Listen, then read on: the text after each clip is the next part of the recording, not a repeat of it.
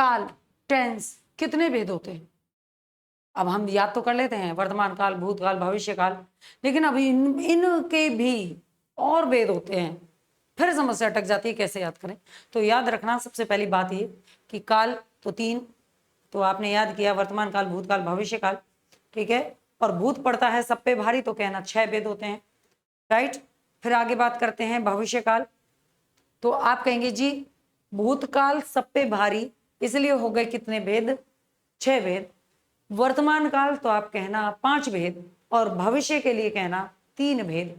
तो इस तरह से याद रखिएगा, सब पे भारी जो पड़ता है वो भूत होता है, इसलिए भूत के रहेंगे 6, वर्तमान के रहेंगे 5 और भविष्य के रहेंगे 3। ठीक है, तो समझ गए? आ जाइए, वर्तमान काल कैसे पहचानेंगे? तो आप कहेंगे जो प्रेजेंट में चल रहा है, राम पुस्तक पढ़ता है, वह जा रहा है। ठीक है, भूत को कैसे जानेंगे? तो सीता गाती थी, गाती थी, भूत हो गई। मैंने खाना खाया था, तो भूत हो गया।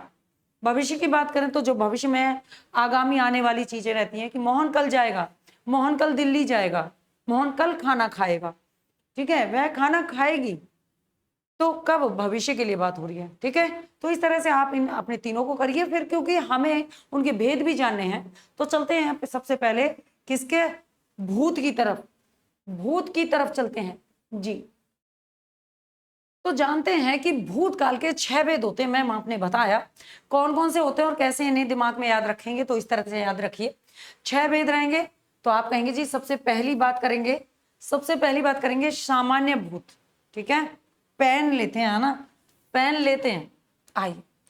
तो याद रखिएगा नंबर 1 की बात करेंगे सामान्य भूत। सामान्य भूत का क्रिया होने का समय निश्चित ना हो, क्रिया होने का समय निश्चित ना हो, वो सामान्य भूतकाल कहलाता है। उदाहरण से समझना, उसने पत्र लिखा, कब लिखा? लिखा था, लिख रही है, लिख चुकी है ना। राम गया, बच्चे खेले, ये सामान्य भूत है। क्यों? क्योंकि यहां समय का निश्चित नहीं है, समय का निश्चित पता नहीं है। आसन्न भूत की बात करते हैं, सेकंड पे आते हैं आसन्न भूत। क्रिया अभी अभी समाप्त हुई है, उसे कहते हैं आसन्न भूत, यानी कि निकट। आसन्न का मतलब होता है निकट, क्रिया अभी अभी कंप्लीट की है, यानी अभी अभी भूत हुए हैं वो। कैसे? मैंने आम खाया है, यानी कि खा लिया है ना उसने, तो आम खाया है लेकिन अभी अभी खाया है, वैसे भूत हो गया है कि खाया है ना, लेकिन आसन में क्योंकि अभी अभी हुआ है। गाड़ी आ गई है, आ गई है, ठीक है, इसलिए वो आसन में है।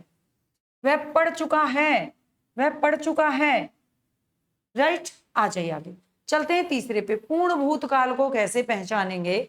तो कहना कि क्रिया बहुत पहले पूरी हो चुकी हो, वो पूर्ण भूतकाल होता है। क्रिया बहुत समय पहले पूरी हो चुकी हो। कैसे? कि वह आगरा गया था, भाई कभी गया था आगरा, वो आगरा गया था, तो कब हुई क्रिया? पहले हो चुकी क्रिया। राधा ने गाना गाया था, भाई गाना कभी गाया था? राधा ने तो गाया था, है ना, तो राधा ने गाना गाया था, इसका मतलब है पूर्ण भूतकाल है, क्रिया काफी समय पहले कर चुका।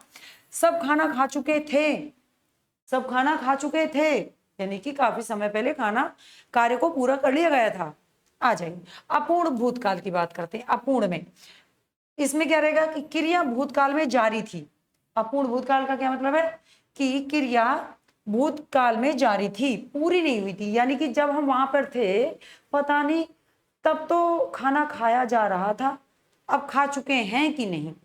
ठीक है, तो इस तरह से तो कैसे उदाहरण आएगा? तो आप देखिए कि मोहन सो रहा था, यानी कहने का अर्थ होता है कि जब मैं वहां था तो मोहन सो रहा था, अब सो रहा है कि नहीं, यह पूर्ण भूत में है।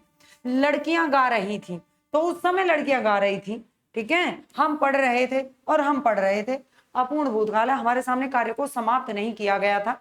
ठीक है, संदिग्ध भूत 5 की तरफ आते हैं। संदिग्ध भूत में यानी संदिग्धता बनी रहती है, क्रिया के होने में संदेह होता है। उदाहरण के लिए, उसने परीक्षा दी होगी, मतलब मैं तो यहाँ पर खड़ी हूं लेकिन उसने परीक्षा दी होगी, मेरे बच्चों ने परीक्षा दी होगी, तो क्या है? तो भाई ये किस में जाएगा? संदिग्ध भूतकाल में जाएगा, क्योंकि उसने परीक्षा दी होगी ना। आइए, वे चले गए होंगे, वे चले गए होंगे क्या है? संदिग्ध है, चले गए होंगे। तुम सो रहे होंगे, तुम सो रहे होंगे, तो सो रहे होंगे ना, तो ये क्या है, संदिग्ध है। हेतु हेतु यानी कि आते हैं छठे ऑप्शन पे, हेतु हेतु मद भूतकाल। ये क्या है, आप कहेंगे जी एक क्रिया दूसरी क्रिया पे निर्भर होती है। जब तक एक कार्य पूरा नहीं होगा तब तक दूसरा कार्य भी नहीं होगा। अगर हमने पढ़ाई नहीं की तो हम पास भी नहीं होंगे, है ना।